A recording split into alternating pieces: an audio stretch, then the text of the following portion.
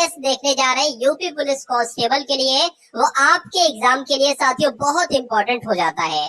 आज की इस वीडियो में साथियों आपका टारगेट जो होना चाहिए, देखिए सबसे पहले हम लोग देखेंगे हिंदी को, और हिंदी के ठीक 37 क्वेश्चन साथियों आपके सामने आएंगे, और इन 37 क्वेश्चन में से आपका टारगेट जो होना चाहिए वो 28 से 29 प्रश्नों का होना चाहिए। और क्योंकि हिंदी आज मैंने मॉडरेट लेवल की रखी है, बहुत हार्ड हिंदी नहीं रखी है, तो मॉडरेट लेवल की हिंदी है। अगर इसमें 28 से 29 आपका स्कोर आ रहा है तो बहुत अच्छा आ रहा है। उसके अलावा साथियों जीएस की जब हम बात करते हैं तो जीएस के भी जैसे एग्जाम में आपके 38 प्रश्न आते हैं, मैंने भी साथियों 38 प्रश्न लिए हैं और मॉडरेट है एक तरीके से लेवल, तो यहाँ पर आपका स्कोर जो आना चाहिए लगभग 19 के आसपास का आना चाहिए।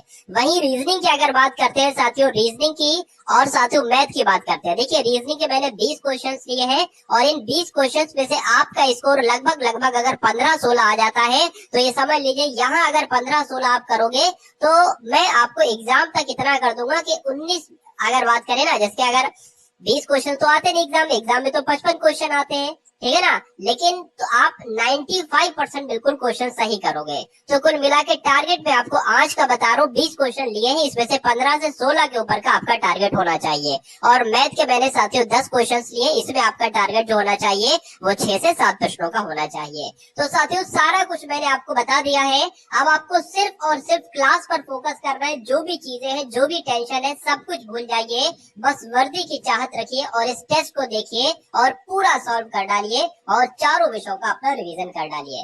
तो पहला प्रश्न आपकी स्क्रीन पर है कि वर्णमाला किसे कहा जाता है, तो आप सभी ने उत्तर दे चुके होंगे।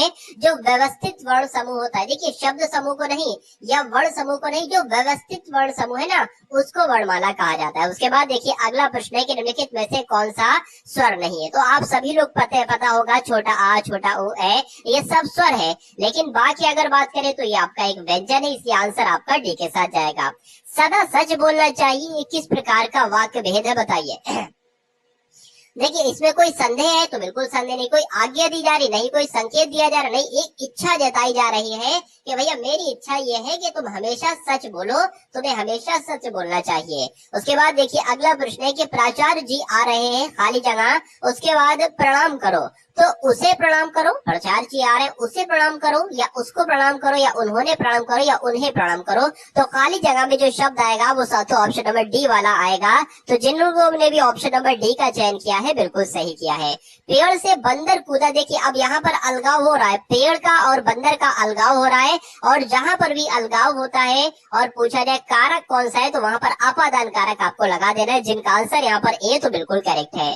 प्राचीन शब्द विशेषण के किस प्रकार में आता है साथियों बताइए। तो प्राचीन कोई भी चीज है, कोई भी चीज है, जैसे कि मान लीजिए प्राचीन मूर्ति है या प्राचीन साक्ष्य है कोई, ठीक है, तो वो एक तरीके से जो विशेषण होगा ना वो गुणवाचक विशेषण होगा, क्योंकि वो उसका गुण बताया जा रहा है कि किताब बहुत प्राचीन है या इमारत बहुत प्राचीन है, तो वो इसका एक तरीके से इमारत का किताब का गुण बताया जा रहा है। तो प्राचीन शब्द विशेषण के किस प्रकार में आता है, तो गुणवाचक प्रकार में आता है। उसके बाद देखिए साथियों जैसा काम वैसा दाम में जो जैसा शब्द है ना ये किस व्याकरणात्मक कोटि का है बताइए। तो यहाँ पर अगर बात करें, देखिए क्या पूछा गया, जैसा क्या, यहाँ पर काम की विशेषता बताई जा रही है, जैसा काम वैसा दाम, तो जैसा क्या हो जाएगा साथियों एक तरीके से एक विशेषण कोटि का शब्द हो जाएगा, आंसर आपका जाएगा ए के साथ। उसके बाद देखिए कि निम्नलिखित में से कौन सी भाववाचक संज्ञा है बताइए।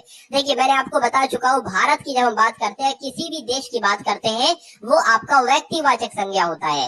अगर पूछा जाए देश शब्द में कौन सी संज्ञा है तो आपको बताना है देश शब्द में जातिवाचक है, लेकिन अगर किसी देश का नाम आ जाए, भारत, पाकिस्तान या आपका श्रीलंका आ जाए या रूस आ जाए, तो ये साथियों व्यक्तिवाचक की श्रेणी में आएंगे। उसके अलावा लड़का एक जाति है, ठीक है ना।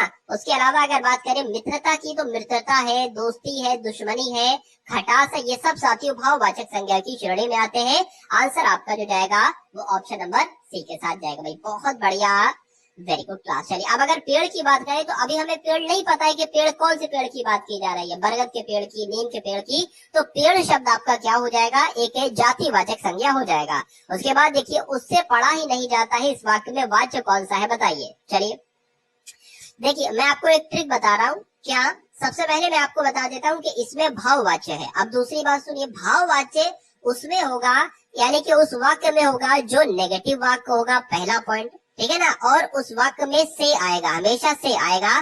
जैसे कि यहाँ पर से आ गया है, जैसे कि तुमसे उठा नहीं जाता, तो यहाँ पर नेगेटिव वाक्य भी हो गया, नेगेटिव सेंटेंस भी हो गया, नहीं भी आ गया और से भी आ गया। उससे उड़ा नहीं जाता, उससे खाया नहीं जाता, या उससे पढ़ा ही नहीं जाता, तो यहाँ पर से शब्द भी आ रहा है और नहीं शब्द भी आ रहा है। तो अगर ऐसी कंडीशन आती है किसी भी वाक्य में, तो वो आपका भाववाचक कहलाता है। उसके बाद देखिए, निम्नलिखित में से किस वाक्य में क्रिया वर्तमान काल से है, बताइए। तो यहाँ पर साथियों जब हम बात करते हैं, उसने फल खा लिए थे, मैं तुम्हारा पत्र पढ़ रहा था, या अचानक बिजली कौंध उठी, या कल वे आने वाले थे, क्या पूछा जा रहा है? वाक्य में क्रिया वर्तमान काल से है, बताइए।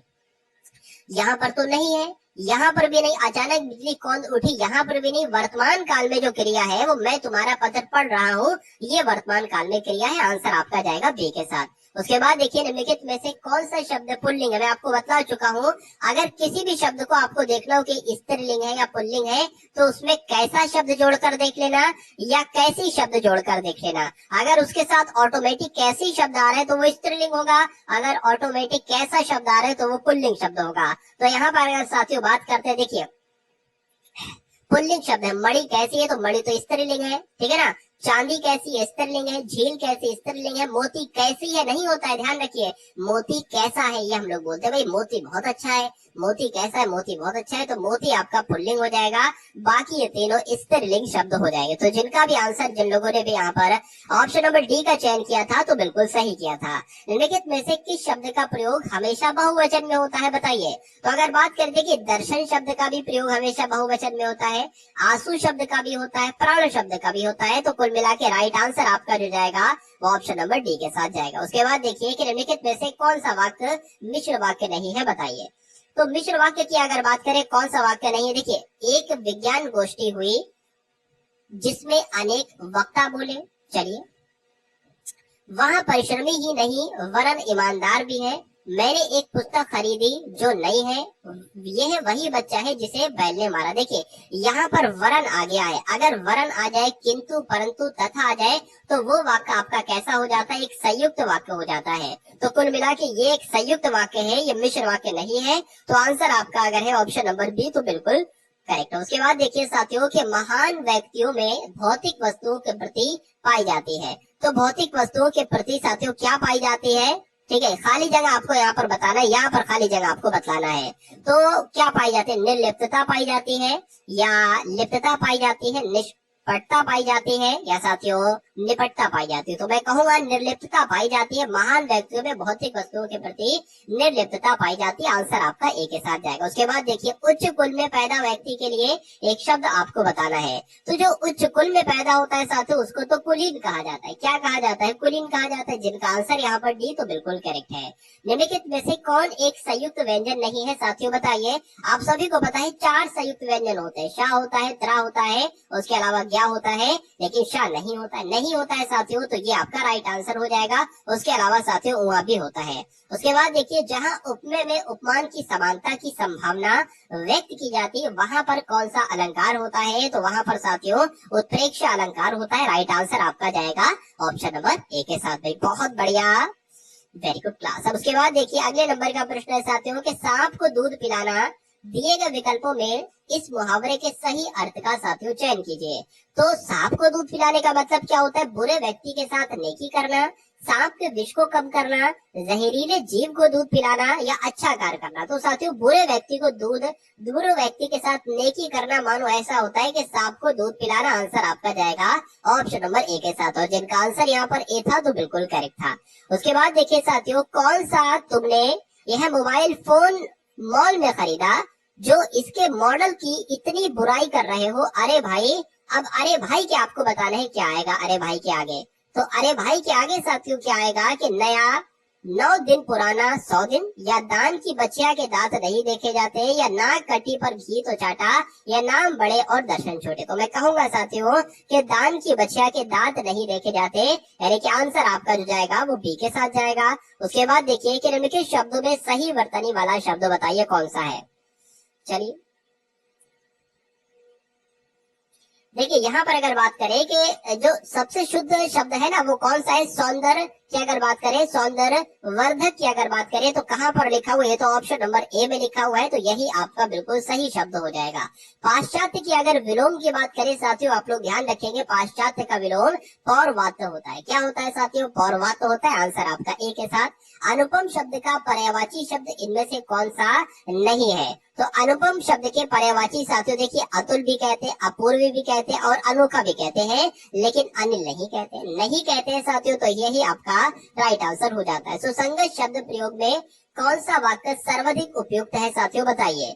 तो सुसंगत शब्द प्रयोग में कौन सा वाक्य सर्वाधिक उपयुक्त है, दुष्ट को सजा मिलनी चाहिए या अपराधी को सजा मिलनी चाहिए या अशिष्ट को सजा मिलनी चाहिए, शत्रु को सजा मिलनी चाहिए, तो मैं कहूंगा साथियों अगर बात करें अपराधी को सजा मिलनी चाहिए, ये सबसे ज्यादा शुद्ध होगा और राइट आंसर भी आपका यही जाएगा। उसके बाद देखिए शब्द अनुक्रम में सही वाक्य आपको बताना है साथियों, क्या है, वह गरीब आदमी था या वह आदमी गरीब था, ठीक है ना, वह गरीब आदमी था ऐसे होगा, या वह आदमी गरीब था ये होना चाहिए, या था वो, ये तो बिल्कुल गलत है, था ये भी, क्योंकि इसमें था आ गया है, तो कुल मिला के वह आदमी गरीब था, ये बिल्कुल सही क्रम है सारे शब्दों का। उसके बाद देखिए फूल का पर्यायवाची आपको बताना है इनमें से कौन सा नहीं है, तो फूल को साथियों सुमन भी कहते हैं, पुष्प भी कहते हैं, कुसुम भी कहते हैं, लेकिन तनुजा नहीं कहते, तो तनुजा नहीं कहते, यही आपका राइट आंसर हो जाता है। उसके बाद देखिए अगले नंबर का प्रश्न आपकी स्क्रीन पर है कि कल्पवृक्ष का पर्यायवाची साथियों अगर बात करें तो देखिए कल ये प्रश्न परीक्षा में पूछा जाता है,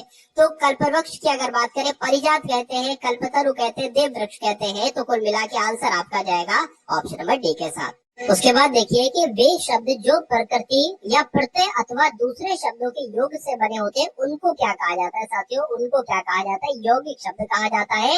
आंसर आपका डी के साथ जाएगा। निम्नलिखित में से किसमें विसर्ग संधि है साथियों, बताइए। तो कौन सा ऐसा शब्द है जिसमें विसर्ग संधि है, इसमें नहीं है, इसमें नहीं है, इसमें नहीं है। निरंतर की अगर बात करते हैं साथियों तो निरंतर यहाँ पर विसर्ग संधि ही है। उसके बाद देखिए आच्छादित का उचित विच्छेद निम्नलिखित में से कौन सा होगा, बताइए। तो अगर आच्छादित शब्द की अगर बात करें विच्छेद करना हो तो कैसे करेंगे साथियों, बताने की कोशिश कीजिए। ऐसे करेंगे तो मैं कहूंगा नहीं, आग कहाँ से आ गया, नहीं आज भी नहीं आएगा, बड़ा आदन छादित यहाँ पर आ जाएगा, तो राइट आंसर आपका हो जाएगा ऑप्शन नंबर सी के साथ।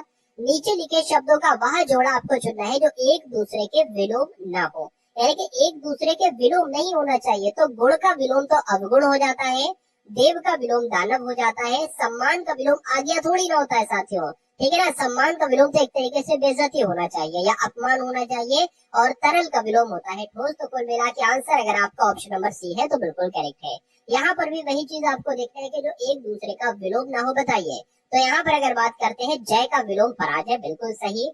सार्थक का विलोम निरर्थक ही होता है, और पतन का विलोम उन्नति होता है। धर्म का विलोम अधर्म होता है साथियों, और पुण्य का विलोम पाप होता है। तो कुल मिला के ये एक दूसरे के विलोम नहीं है, नहीं है, तो यही आपका राइट आंसर हो जाता है। चलिए उसके बाद देखिए साथियों ये स्वर्ण शब्द जो है ना, स्वर्ण शब्द ये कैसा शब्द है, ये तत्सम शब्द है, ये तद्भव शब्द है, या देशज है, या साथियों विदेश शब्द है। तो अगर बात करें साथियों ये आपका तत्सम शब्द हो जाएगा।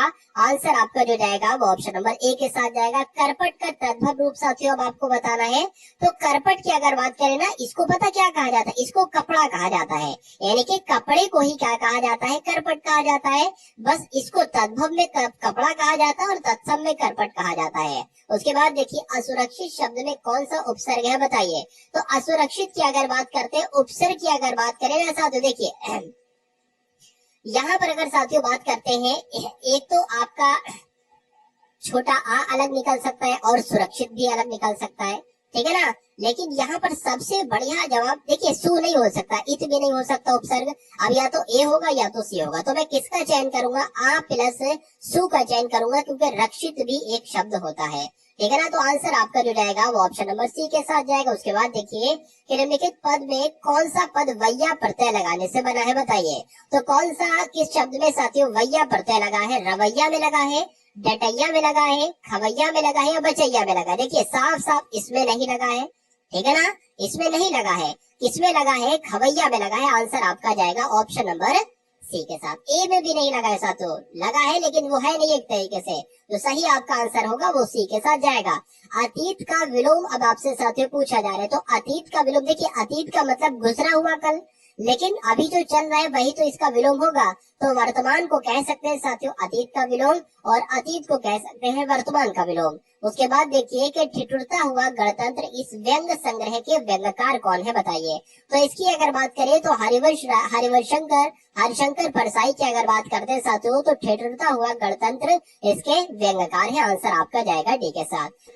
तो अब साथियों यहाँ पर आपके सामने सामान्य ज्ञान के प्रश्न शुरू हो चुके हैं। पहला सामान्य ज्ञान का प्रश्न आपके स्क्रीन पर है कि इनमें से कौन सा हड़प्पा स्थल गुजरात में पाया जाता है। देखिए आपसे ये क्वेश्चन कई बार पूछा जा चुका है, क्योंकि गुजरात में जो सबसे महत्वपूर्ण हड़प्पा स्थल मिला है ना, उसका नाम है साथियों धौलावीरा। तो ये बार बार आपसे पूछा जाता है कि भैया ये धौलावीरा जो है ये कहाँ पर मिला था, तो ये गुजरात में मिला था साथियों। ये आप लोग साथियों यहाँ पर ध्यान रखेंगे, और ये यूनेस्को की सूची में भी साथियों शामिल है धौलावीरा स्थान। उसके बाद देखिए सिंधु घाटी सभ्यता के इनमें से किस स्थल को सबसे पहले खोजा गया था साथियों बताइए। तो हड़प्पा की अगर बात करें, इसको सबसे पहले खोजा गया था। राइट आंसर आपका जाएगा बी के साथ। उसके बाद देखिए साथियों 1920 से 1921 के आसपास किस नदी के किनारे खुदाई के दौरान हड़प्पा शहर मिला था। यानी कि पूछा आपसे ये जा रहा है कि हड़प्पा शहर जो है ये किस नदी के किनारे पर है। तो किस नदी के किनारे पर है, रावी नदी के किनारे पर है। पुलकेशिन द्वितीय किस राजवंश का सर्वाधिक प्रख्यात शासक था बताइए। क्या पूछा जा रहा है साथियों, पुलकेशिन द्वितीय के बारे में पूछा जा रहा है। तो अगर बात करें पुलकेशिन द्वितीय चालुक्य राजवंश का एक शासक था। आंसर आपका जाएगा ऑप्शन नंबर ए के साथ। अगले नंबर का प्रश्न है कि पांड्य वंश की राजधानी थी। तो पांड्य वंश की राजधानी जो थी साथियों वो क्या थी, वो मदुरै थी। ये भी आप लोग ध्यान रखेंगे। देखिए ये सभी के सभी क्वेश्चन आपके एग्जाम में आ चुके हैं। तो जब आपके एग्जाम में जो क्वेश्चंस आ चुके होते हैं ना, वो क्वेश्चंस आपके एग्जाम के लिए बहुत इंपॉर्टेंट होते हैं, क्योंकि क्वेश्चंस साथियों रिपीट बहुत ज्यादा होते हैं। गुप्त साम्राज्य के वास्तविक संस्थापक कौन थे साथियों, तो इसके संस्थापक कौन थे, श्री गुप्त इसके वास्तविक संस्थापक थे। आंसर आपका जाएगा ऑप्शन नंबर सी के साथ। उसके बाद देखिए सबसे पहले पहिए किससे बने थे बताइए। तो जो सबसे पहले पहिए बनाए गए थे वो लकड़ी के पहिए बनाए गए थे। आंसर आपका जाएगा सी के साथ। उसके बाद देखिए इंडिया नाम नदी से लिया गया, यानी कि कौन सी नदी से लिया गया है इंडिया नाम, तो सिंधु नदी से लिया गया है इंडिया नाम। आंसर आपका जो जाएगा वो ऑप्शन नंबर ए के साथ जाएगा। उसके बाद देखिए भारत के किस राज्य को प्राचीन समय में कामरूप के नाम से जाना जाता था बताइए। तो अगर बात करें असम राज्य जो है ना, इस राज्य को प्राचीन समय में कामरूप के नाम से जाना जाता था। राइट आंसर आपका जो जाएगा वो ऑप्शन नंबर ए के साथ जाएगा। उसके बाद देखिए साथियों दिल्ली में जंतर मंतर का ऐतिहासिक दृष्टि से क्या महत्व है बताइए। चलिए तो अगर बात करते हैं साथियों यहाँ पर खगोलीय वेधशाला, एक तरीके से क्या है साथियों, खगोलीय वेधशाला है। दिल्ली में जंतर मंतर का ऐतिहासिक दृष्टि से क्या महत्व है, तो ये खगोलीय वेधशाला है। उसके बाद देखिए हवा महल साथियों ये जो है ना ये कहाँ पर स्थित है, तो ये तो राजस्थान के जयपुर में स्थित है हवा महल, ठीक है ना। आंसर आपका जाएगा ऑप्शन नंबर ए के साथ। हुमायूं नामा किसके द्वारा लिखा गया है, तो ये किसके द्वारा लिखा गया है, गुलबदन बेगम के द्वारा लिखा गया है। राइट आंसर आपका ए के साथ। उसके बाद देखिए हैदराबाद के चार मीनार का निर्माण किसके द्वारा करवाया गया था, तो किसके द्वारा करवाया गया था साथियों, मोहम्मद कुली कुतुब शाह के द्वारा करवाया गया था हैदराबाद के चार मीनार का निर्माण। उसके बाद देखिए कि शेख सलीम चिश्ती का मकबरा ये किस शहर में साथियों स्थित है बताइए। तो ये तो फतेहपुर सीकरी में, कहाँ पर है साथियों, फतेहपुर सीकरी में है। राइट आंसर आपका जो जाएगा वो ऑप्शन नंबर सी के साथ जाएगा, और जिनका भी आंसर यहाँ पर ऑप्शन नंबर सी है तो बिल्कुल करेक्ट है। साथियों अभी तक अगर आपने इस वीडियो को शेयर नहीं किया है तो वीडियो को शेयर एक बार अवश्य कर देंगे, और वीडियो को लाइक भी जरूर कर देंगे। उसके बाद देखिए भारत छोड़ो आंदोलन 1942 में महात्मा गांधी जी के द्वारा दिए गए नारे किसके साथ शुरू, यानी कि महात्मा गांधी जी ने उस समय साथियों कौन सा नारा दिया था, तो करो या मरो का नारा दिया था। ये आप लोग ध्यान रखेंगे। राइट आंसर आपका जाएगा बी के साथ। उसके बाद देखिए चीन की विशाल दीवार के निर्माण का श्रेय साथियों किसे दिया जाता है, तो किसे दिया जाता है। अगर बात करते हैं साथियों क्वीन शी हुआंग का नाम आप लोग ध्यान रखेंगे, क्योंकि क्वीन शी हुआंग की अगर बात करें चीन की विशाल दीवार का निर्माण इन्होंने ही किया था। उसके बाद देखिए किस देश का स्वतंत्रता दिवस 4 जनवरी को मनाया जाता है बताइए। तो जो म्यांमार देश है ना साथियों, म्यांमार, ठीक है ना, म्यांमार की अगर बात करें तो इसको पैगोड़ा का देश भी कहा जाता है और ब्रह्मा देश भी इसको कहा जाता है। तो कुल मिला के अगर बात करें म्यांमार देश का स्वतंत्रता दिवस ही 4 जनवरी को मनाया जाता है। उसके बाद देखिए दूसरे विश्व युद्ध में दुश्मन की पनडुब्बियों को ट्रैक करने के लिए विकसित प्रौद्योगिकी साथियों कौन सी थी, तो कौन सी थी? सोनार थी। आंसर आपका किस ऑप्शन के साथ जाएगा? बी के साथ जाएगा।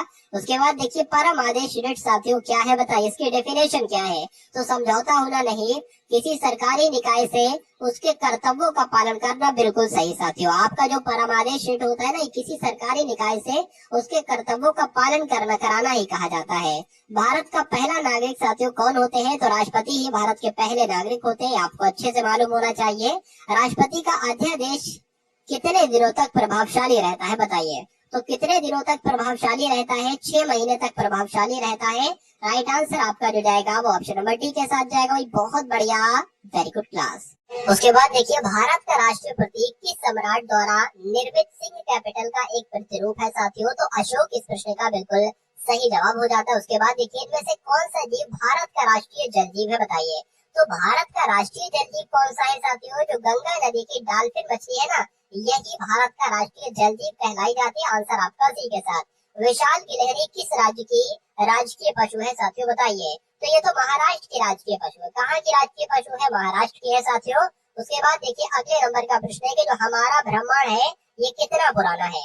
तो अगर ये क्वेश्चन आपके एग्जाम में आ जाए तो आपको बताना है साथियों 13.7 बिलियन वर्ष पुराना है ये हमारा ब्रह्मांड। उसके बाद देखिए राष्ट्रीय विकास परिषद की स्थापना साथियों कब की गई थी? तो इसकी स्थापना कब की गई थी? 1952 में ही इसकी स्थापना की गई थी। आंसर आपका जाएगा सी के साथ। राज्य पुनर्गठन अधिनियम ये कब लागू किया गया था साथियों बताइए? तो ये कब लागू किया गया था? 1956 में राज्य पुनर्गठन अधिनियम लागू किया गया था। इनमें से कौन सा ग्लोबल कॉमन्स का एक भाग है बताइए? तो इनमें से ग्लोबल कॉमन्स का क्या भाग है साथियों? जो अंटार्कटिका है ना, ये ग्लोबल कॉमन्स का ही एक भाग है। आंसर आपका डी के साथ जाएगा। भारत का पहला परमाणु स्टेशन कब स्थापित किया गया था बताइए? तो जो भारत का पहला परमाणु स्टेशन कब स्थापित किया गया था? 1969 में स्थापित किया गया था। आंसर आपका जो जाएगा वो ऑप्शन नंबर बी के साथ जाएगा भाई। बहुत बढ़िया, वेरी गुड क्लास। अब उसके बाद देखिए साथियों कि भारत की प्रथम रेलवे यूनिवर्सिटी कहाँ पर स्थित है साथियों बताइए? तो ये कहाँ पर स्थित है? ये गुजरात में स्थित है और गुजरात के वडोदरा में स्थित है भारत की पहली रेलवे यूनिवर्सिटी। उसके बाद देखिए सीमा सड़क संगठन किसके अंतर्गत आता है बताइए? तो सीमा सड़क संगठन जो है ना साथियों ये रक्षा मंत्रालय के अंतर्गत आता है। राइट आंसर आपका जो जाएगा वो ऑप्शन नंबर ए के साथ जाएगा। उसके बाद देखिए वस्तु एवं सेवा कर यानी कि जीएसटी किस पर अधिरोपित किया जाता है बताइए? तो ये किस पर अधिरोपित किया जाता है? क्या उस गंतव्य पर जहां वस्तुओं या सेवाओं की खपत होती है, या उस गंतव्य पर जहां वस्तुएं या सेवाओं की खरीद की जाती है? नहीं। या उसके अलावा उस प्रत्येक राज्य में जहां वस्तुएं एवं सेवाएं पारगम मोड में होते हैं, या उस स्रोत पर जहां वस्तुएं या सेवाओं का उत्पादन किया जाता है? तो नहीं साथियों, आंसर आपका क्या उस गंतव्य पर जहां वस्तुओं या सेवाओं की खपत होती है, ये आपका राइट आंसर होगा साथियों। आंसर आपका जिनका भी ऑप्शन नंबर ए है तो बिल्कुल करेक्ट है। सागरमाला परियोजना की जब हम बात करते हैं तो सागरमाला परियोजना का उद्देश्य क्या है? तो भारतीय क्षेत्र को चीन से सुरक्षित करना मैं कहूंगा नहीं, घरेलू कार्गो एवं एक्सिम कार्गो की लॉजिस्टिक्स लागत को कम करना। बिल्कुल सही साथियों, सागरमाला परियोजना का क्या उद्देश्य है? तो ऑप्शन नंबर बी वाला उद्देश्य है। आंसर आपका जाएगा बी के साथ। अब उसके बाद देखिए कि निम्नलिखित में से कौन सी सबसे पुरानी शास्त्रीय नृत्य शैली है बताइए? तो जो भरतनाट्यम है ना साथियों, भरतनाट्यम ये सबसे पुरानी शास्त्रीय नृत्य शैली है। आंसर आपका भी के साथ जाएगा। अच्छा उसके बाद देखिए भरतनाट्यम की उत्पत्ति किस राज्य में हुई थी? तो कहाँ पर हुई थी साथियों? तमिलनाडु में हुई थी। ये आपका आंसर होना चाहिए और जिनका आंसर यहाँ पर सी है तो बिल्कुल करेक्ट है। उसके बाद देखिए नेक्स्ट नंबर का क्वेश्चन है कि थिरियट्टम एक अनुष्ठान में किया जाने वाला नृत्य है, इसका मूल किस भारतीय राज्य में है? तो इसका मूल तो साथियों केरल में है। कहाँ पर है साथियों? केरल में है। आंसर आपका जो जाएगा वो ऑप्शन नंबर ए के साथ जाएगा। गिद्दा किस राज्य का एक लोक नृत्य है बताइए? तो ये कहाँ का लोक नृत्य है साथियों? ये पंजाब का लोक नृत्य है। राइट आंसर आपका ऑप्शन नंबर ए हो जाता है। इनमें से कौन प्रसिद्ध संतूर वादक, यानी कि 4 ऑप्शन आपके सामने है। संतूर वादक की अगर बात करें तो जो शिव कुमार शर्मा है ना, ये कौन है साथियों? ये अगर बात करें संतूर वादक है, यानी कि संतूर से संबंधित है, संतूर बजाते हैं। आंसर आपका सी के साथ जाएगा। तो अब साथियों यहाँ पर आपके सामने रीजनिंग के प्रश्न शुरू हो चुके हैं और रीजनिंग का पहला क्वेश्चन आपकी स्क्रीन पर है कि नाटक में सदैव होता है, नाटक में क्या हमेशा कलाकार होते ही होते हैं? क्या कहानी साथियों होती होती एक नाटक में, या सेट होता है, या साथियों निर्देशक होते ही होते हैं? तो अगर बात करें साथियों, देखिए अगर सेट नहीं है तो कहानी कहीं भी की जा सकती है, निर्देशक नहीं तो कोई भी निर्देशक कर सकता है साथियों एक तरीके कहानी को, कलाकार नहीं है तब भी कोई दिक्कत नहीं, कुछ भी कोई लोग भी कर सकते हैं। लेकिन अगर बात करें एक नाटक में कहानी ही नहीं है साथियों, यानी कि सबसे जरूरी इनमें से पता क्या है, कहानी है, तो नाटक में कहानी होती ही होती है। तो कुल मिला के साथियों अगर आपको इसका आंसर ए लग रहा है तो ए नहीं है, बल्कि अगर ये प्रश्न एग्जाम में पूछा जाएगा तो आपको कहानी ही ऑप्शन को टिक करना होगा। उसके बाद देखिए अगले नंबर का प्रश्न आपकी स्क्रीन पर है साथियों, देखिए देखिए और बताइए सही जवाब क्या होगा कि दीपक 20 मीटर उत्तर दिशा में चलता है। तो दीपक की अगर बात करें तो दीपक को साथियों 20 मीटर उत्तर की तरफ हमने इसको चला दिया। चलिए उसके बाद कहा गया फिर वो मुड़कर 40 किलोमीटर चलता है, किधर की तरफ मुड़कर, ये नहीं बताया। फिर वो बाईं तरफ मुड़कर, तो साथियों क्या किया हमने, बाईं तरफ मुड़कर 40 चलता है तो बाईं तरफ मुड़कर 40 चला दिया। फिर वो बाएं मुड़ता है और 20 चलता है, फिर से साथियों वो बाएं मुड़ता है और 20 चलता है। इसके बाद वे दाएं मुड़ता है और 20 चलता है, तो दाएं मुड़ता है साथियों और 20 चलता है। अब वो अपने आरंभिक स्थल से कितनी दूरी पर है, यानी कि इसकी दूरी पूछी है। देखिए 20 तो ये हो गई और 40 ये हो गई, तो कुल मिला के टोटल 60 किलोमीटर अपने यहाँ वाले स्थान से है साथियों। तो 60 किलोमीटर, सॉरी 60 किलोमीटर नहीं बल्कि 60 मीटर आपका बिल्कुल सही जवाब हो जाता है। उसके बाद देखिए अगले नंबर का प्रश्न आपके स्क्रीन पर एक कथन दे रखा है और उसके बाद निष्कर्ष दे रखे हैं। आपको बताना है कौन से राइट आंसर आपका हो सकता है। चलिए, बीते परसों शनिवार था। देखिए मान लीजिए साथियों ये क्या है, ये आपका आज हो जाएगा, ये आपका आज हो गया और ये क्या हो गया साथियों, ये कल हो गया और ये क्या हो गया, ये गुजरा हुआ परसों हो गया। तो यहाँ पर एक बात कही जा रही है कि बीते परसों शनिवार था, यानी कि इस दिन कौन सा दिन था, परसों क्या दिन था, परसों शनिवार था, तो शनिवार हमने लिख लिया। अच्छा परसों शनिवार होगा तो यहाँ पर क्या होगा, तो यहाँ पर साथियों एक तरीके से रविवार होगा। और आज क्या होगा, आज आपका क्या होगा साथियों, देखिए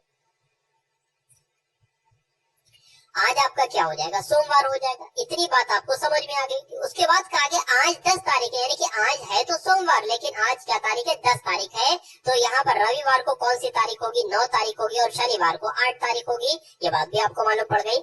शनिवार को 7 तारीख है। अच्छा यहाँ पर एक बात कही गई है, देखिए 2 चीजें बताई गई है यहाँ पर, एक तो ये और ये। आज तारीख 10 है तो ये 9 होगी, ये 8 होगी। अब आपको देखना है कि इन 4 ऑप्शन में से कौन सा ऑप्शन बिल्कुल सही, कि आज मंगलवार है कि आज मंगलवार है, नहीं आज तो सोमवार है, गलत हो जाएगा ये। उसके बाद साथियों क्या लिखा है, उसके बाद लिखा है कि शनिवार को 7 तारीख थी, तो शनिवार को तो भैया 8 तारीख थी, ये भी आपका गलत हो जाएगा। आने वाले परसों 12 तारीख होगी, यानी कि ये तो आज हो गया, आने वाला परसों ये कल हो जाएगा। कल आपकी क्या हो जाएगी, कल 11 तारीख हो जाएगी और परसों क्या हो जाएगी साथियों, परसों आपकी 12 तारीख हो जाएगी। तो ये वाला कथन साथियों, ये वाला निष्कर्ष एक तरीके से बिल्कुल सही और बिल्कुल सही है, तो यही आपका बिल्कुल सही जवाब हो जाएगा। चौथा वाला भी देख लेते कि आने वाले कल का दिन बुधवार होगा। देखिए आज तो सोमवार है तो कल तो मंगलवार होगा, कल बुधवार तो होगा नहीं। तो जिनका भी आंसर यहाँ पर ऑप्शन नंबर सी था तो बिल्कुल करेक्ट था। और उसके बाद देखिए अगले नंबर का प्रश्न आपकी स्क्रीन पर है। कथन यहाँ पर आपके सामने लिखा हुआ है कि खून का रंग लाल हीमोग्लोबिन के कारण होता है, ऐसा कथन में कहा गया है। अब इन चारों को पढ़िए और चारों में से देखकर बताइए कि कौन सा बिल्कुल सही। हीमोग्लोबिन पेड़ की पत्तियों से निर्मित होता है, तो ऐसा तो नहीं है साथियों, ये गलत हो जाएगा। हीमोग्लोबिन में श्वेत रक्त कणिकाएं होती हैं, ठीक है, श्वेत रक्त कणिकाएं नहीं होती हैं। हीमोग्लोबिन में लाल रक्त कणिकाएं होती, बिल्कुल साथियों बिल्कुल, हीमोग्लोबिन में लाल रक्त कणिकाएं होती हैं, इसलिए हीमोग्लोबिन लाल रंग का आपको दिखाई देता है। तो कुल मिला के सी वाला बिल्कुल सही हो जाएगा और यही आपका बिल्कुल सही जवाब हो जाता है। उसके बाद देखिए अगले नंबर का साथियों प्रश्न है कि कथन के आधार पर बताएं कि कौन सा तर्क प्रबल है, कौन सा निर्बल है। कथन यहाँ पर कहा गया है कि क्या भारत को मिसाइल परीक्षण को रोक लगा देनी चाहिए, यानी कि जो मिसाइल का परीक्षण किया जाता है क्या उस पर रोक लगा देनी चाहिए। तो आप कहते हो, तो यहाँ पर निष्कर्ष दिए गए, आप कहते हो, एक तर्क कहता है कि हाँ अमेरिका ऐसा करता है, अमेरिका ऐसा चाहता है कि हम रोक लगा दे, भारत रोक लगा दे मिसाइल के परीक्षण के ऊपर। तो अमेरिका चाहेगा, जापान चाहेगा, चीन चाहेगा, जो वो चाहेगा वो हम करेंगे नहीं, जो हमारे लिए अच्छा होगा साथियों, हमारे देश के लिए अच्छा होगा वो हम करेंगे। कह रहे हैं कि भैया परीक्षण पर रोक नहीं लगाना चाहिए क्योंकि देश को हमेशा अपनी रक्षा शक्ति को विकसित करना चाहिए, इससे हमारे देश की जो रक्षा है वो मजबूत होती है साथियों, ठीक है। और जो देश है उनको मालूम पड़ता है कि भाई हाँ भारत के पास भी बहुत बड़ी बड़ी मिसाइल है, तो भारत से पंगा नहीं लेने का, क्योंकि पंगा अगर ले लिया भारत से तो भारत कुछ भी कर सकता है। तो कुल मिला के पहला वाला गलत हो जाएगा, दूसरा वाला आपका जो तर्क है वो मजबूत हो जाएगा, वो प्रबल हो जाएगा। राइट आंसर आपका अगर है ऑप्शन नंबर बी के साथ, तो बिल्कुल करेक्ट है। उसके बाद देखिए साथियों अगले नंबर का प्रश्न आपके स्क्रीन पर है कि सोनिया अपने घर से चली और 4 किलोमीटर पूर्व गई। चलिए, तो सोनिया यहाँ से चली और पूर्व की तरफ गई 4 किलोमीटर, ठीक है ना, पूर्व की तरफ गई 4 किलोमीटर, तब वह बाएं घूमी, तो जहाँ साथियों हमने इसको बाएं घुमा दिया, बाएं घूमी और 6 किलोमीटर चली। चलिए, तो बाएं घूमी और 6 किलोमीटर चली, फिर वो दाएं घूमी, दाएं घुमा दिया साथियों, दाएं घुमा दिया और 4 किलोमीटर चली, तो 4 किलोमीटर चल दी। वह प्रस्थान स्थल से कितनी दूरी, यानी कि ये दूरी आपसे पूछी जा रही, यहाँ से अभी वो यहाँ पर है और वो चली यहाँ, यानी कि ये दूरी साथियों कितनी है ये आपसे पूछी जा रही है। चलिए देखिए, इसको मालूम करने के लिए हमें सबसे पहले यहाँ से लेकर के यहाँ तक की लंबाई मालूम करना होगी और फिर यहाँ से लेकर के यहाँ तक की लंबाई मालूम करना होगी। अगर हम सबसे पहले साथियों इसकी लंबाई मालूम करें ना, इसकी लंबाई, तो कैसे मालूम करेंगे पता, देखिए ये तो ऊपर वाली तो 4 लंबाई है, बिल्कुल कोई दिक्कत नहीं, ये 6 लंबाई थी ना, तो यहाँ तक की लंबाई अगर बात करें तो 3 हो जाएगी, बिल्कुल साथियों 3 हो जाएगी।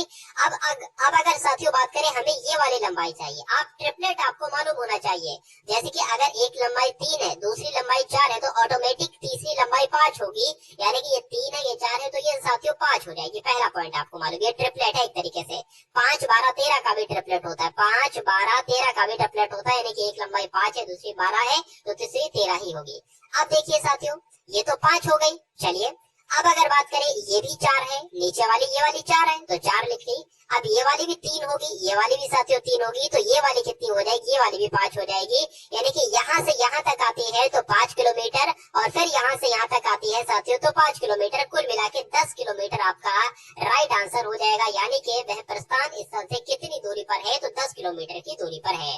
उसके बाद देखिए नेक्स्ट नंबर का क्वेश्चन आपकी स्क्रीन पर है कि शारदा ने दक्षिण दिशा में चलना शुरू किया, 15 मीटर चलने के बाद वह 2 बार अपने बाएं घूमी। चलिए, तो सबसे पहले साथियों प्रश्न की शुरुआत हम लोग कर देते हैं कि शारदा ने दक्षिण दिशा में चलना शुरू किया, मान लीजिए वो यहाँ पर है, वो दक्षिण दिशा में उसने चलना शुरू किया, ठीक है भाई, 15 मीटर चलने के बाद, 15 मीटर ये चली है, 15 मीटर चलने के बाद वह 2 बार अपने बाएं घूमी है, तो 2 बार साथियों अपने बाएं, एक बार तो ऐसे घूमेगी, ठीक है ना, और एक बार साथियों ऐसे घूमेगी। चलिए एक बार थोड़ा सा सही तरीके से मैं इसको बना देता हूँ, देखिए एक बार, ठीक है, यहाँ तक आई, कितनी चली, 15 चली और 2 बार बाएं घूमी, यानी कि एक बार इधर बाएं घूमेगी और एक बार इधर की तरफ बाएं घूमेगी, और दोनों बार जो चलेगी ना, दोनों बार 15 15, यानी कि एक बार बाएं घूमकर 15 चलेंगे, ऐसा प्रश्न में कहा गया है, फिर दोबारा जो घूमेगी फिर वो 15 चलेंगी, ठीक है। अब वे अपने प्रस्थान स्थल वो स्थल होता है जहाँ से वो चलना शुरू करता है, प्रस्थान स्थल से कितनी दूर है, तो भैया कितनी दूर है, 15 किलोमीटर में कह सकता हूँ, 15 मीटर कह सकता हूँ, क्योंकि ये 15 है तो ये भी 15 होगी। और किस दिशा में, अपने प्रस्थान बिंदु से किस दिशा में साथियों, मैंने आपको बताया था कि अगर कोई यहाँ पर होता है तो ये दिशा साथियों पूर्व कहलाती है, तो 15 मीटर तो दूर है और पूर्व दिशा की तरफ है, तो साथियों आपका आंसर जो जाएगा वो ऑप्शन नंबर सी के साथ जाएगा भाई, बहुत बढ़िया, वेरी गुड क्लास। अब उसके बाद देखिए नेक्स्ट नंबर का क्वेश्चन आपके स्क्रीन पर है, देखिए और बताइए सही जवाब आपका क्या है।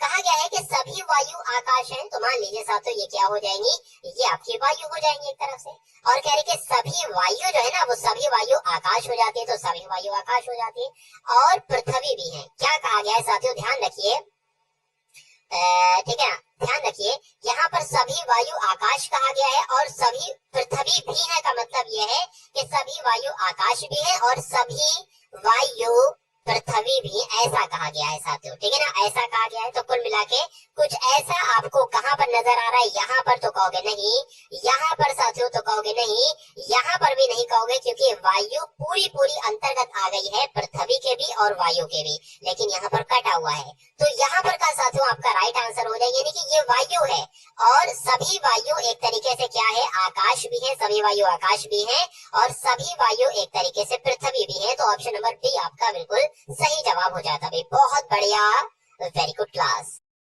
निम्नलिखित में से दिए गए निर्देश विकल्पों में से विषम आपको चुनना है, यानी कि विषम संख्या है, विषम अक्षर आपको चुनना है, तो बी सबसे अलग है, ओ सबसे अलग है, ये क्या लिखा हुआ साथियों, आई लिखा होना चाहिए, आई सबसे अलग है, ई सबसे अलग। देखिए बी की जो लेटर पोजीशन होती है 2 पर होती है, ओ की जो है ना वो 15 पर होती है, आई की जो होती है ना वो 9 पर होती है, और ई की अगर बात करें साथियों 5 पर होती है।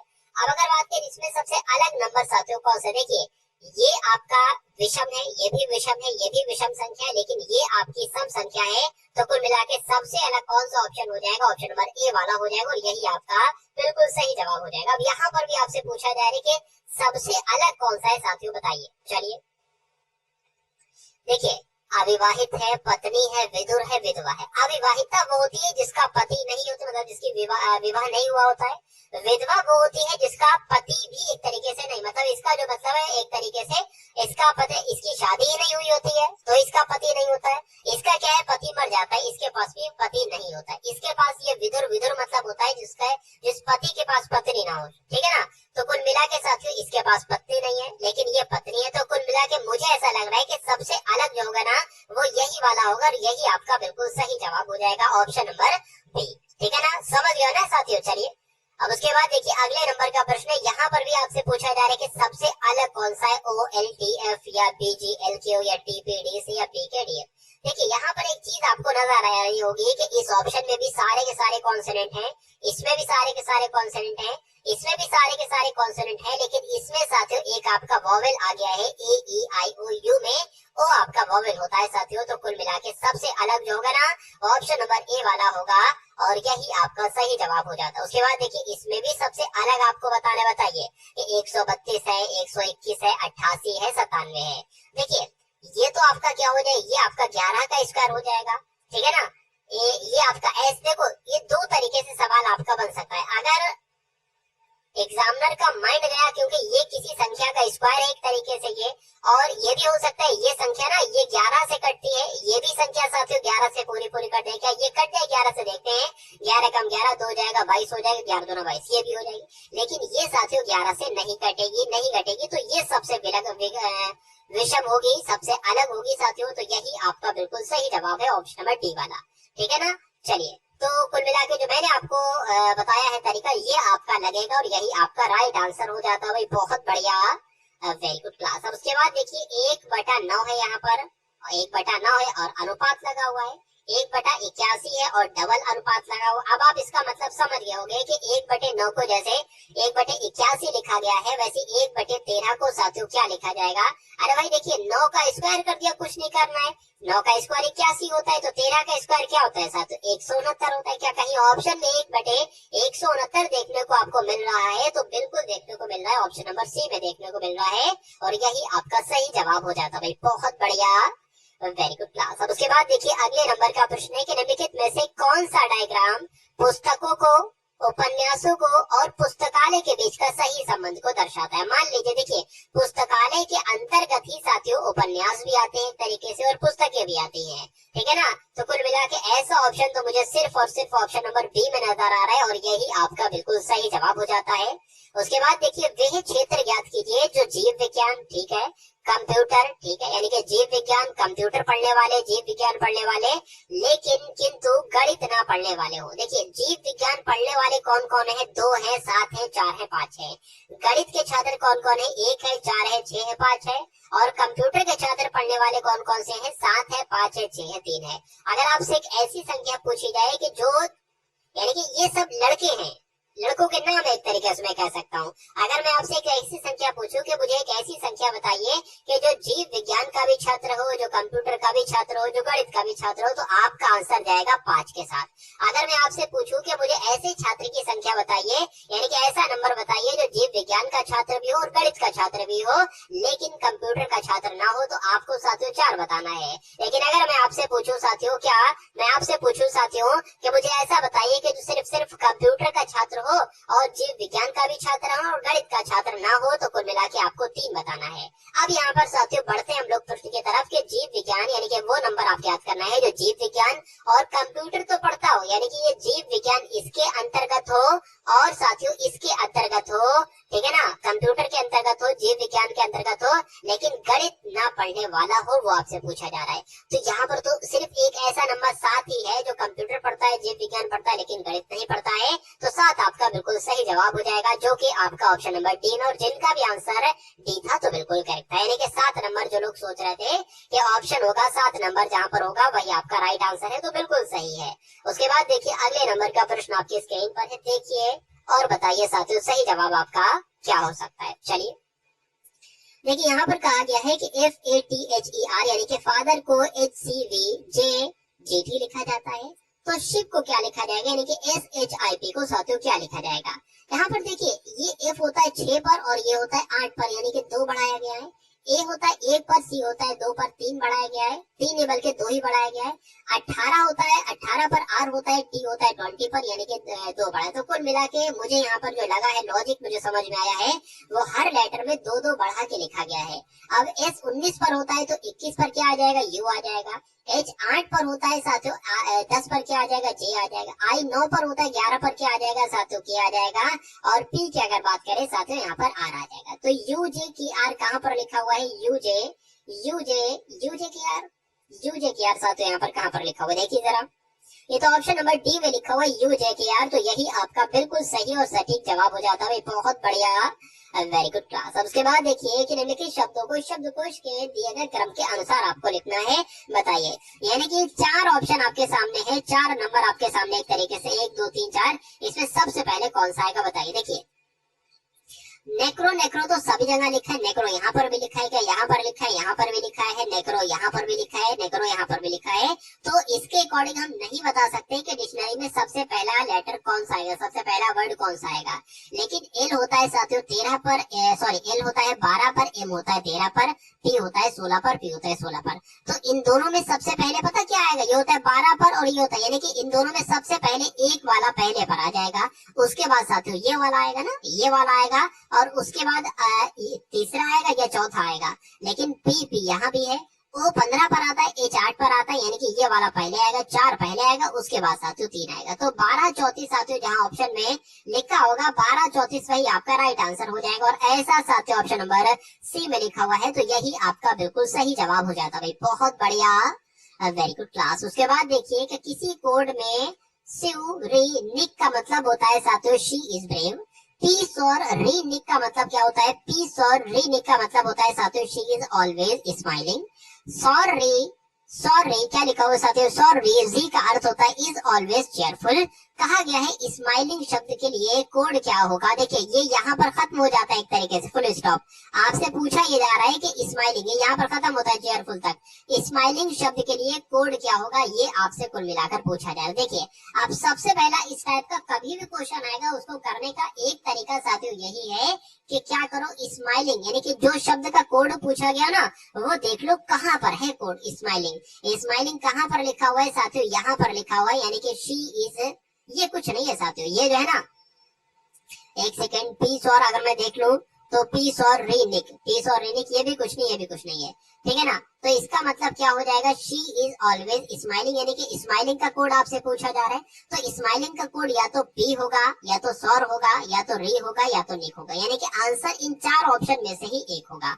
अब एक काम और कीजिए, आप पता कर लीजिए, क्योंकि स्माइलिंग और किसी ऑप्शन में और कहीं पर है नहीं, तो स्माइलिंग का कोड नहीं निकाल सकते। अब आप एक काम करो कि शी का कोड निकाल लो, इज का कोड निकाल लो, ऑलवेज का कोड निकाल लो, और फिर आपको मालूम पड़ जाएगा कि हाँ भैया शी का कोड ये है, या शी का कोड ये है, इसका कोड ये है, ये भी हटाओ, ऑलवेज का कोड ये है, ये भी हटाओ, ये बचा, तो यही जवाब हो जाएगा। तो शी इज की अगर बात करें, शी इज ऑलवेज कहाँ पर लिखा हुआ है साथियों, देखिए शी इज ऑलवेज, देखिए शी इज यहाँ पर लिखा हुआ है और इसका कोड है साथियों ये, तो शी इज का कोड हमें सबसे पहले मिल जाएगा, मुझे ऐसा लगता है। शी इज की अगर बात करें तो शी इज का कोड क्या होगा, देखिए यहाँ पर अगर बात करें क्या क्या आपको सेम लग रहा है साथियों, क्या क्या, री निक और री निक, यानी कि री निक जो होगा ना, ये शी इज का कोड हो जाएगा, री निक। अब हमें इससे मतलब नहीं है कि इसका कोड निक हो या इसका कोड री हो या शी का कोड कुछ भी हो, हमें कट कर देना है री और निक का, क्योंकि री और निक जो है ना वो शी इज का कोड है।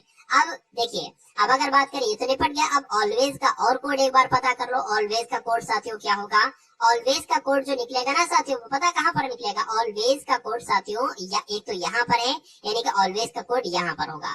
तो अब ऑलवेज यहाँ पर भी है, ऑलवेज का कोड यहाँ पर भी लिखा है, और ऑलवेज का कोड यहाँ पर भी लिखा है।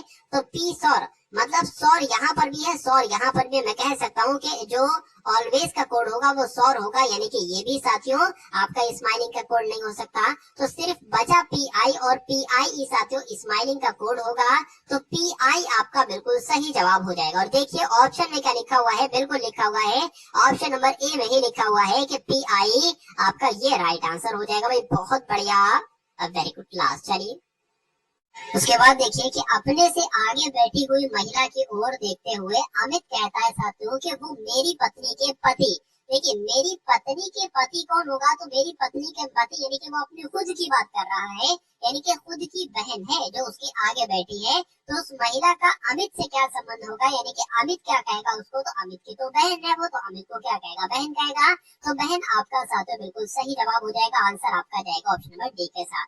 भाई बहुत बढ़िया, वेरी गुड क्लास। अब उसके बाद देखिए नेक्स्ट नंबर का साथियों क्वेश्चन आपके स्क्रीन पर आ चुका है, देखिए और बताइए साथियों सही जवाब आपका यहाँ पर क्या हो सकता है। साथियों अब आपके सामने कौन से क्वेश्चन शुरू हो चुके हैं, अब आपके सामने साथियों मैथ के यहाँ पर क्वेश्चन शुरू हो चुके हैं। तो बहुत आराम से साथियों देखिए और बताइए कि इन सभी को साथियों किस टाइप से कैसे आप कर सकते हैं। चलिए तो अगर बात करें, एक खुदरा दुकान में 54 अलमारियां हैं और प्रत्येक अलमारी में 28 रैक बने हुए हैं।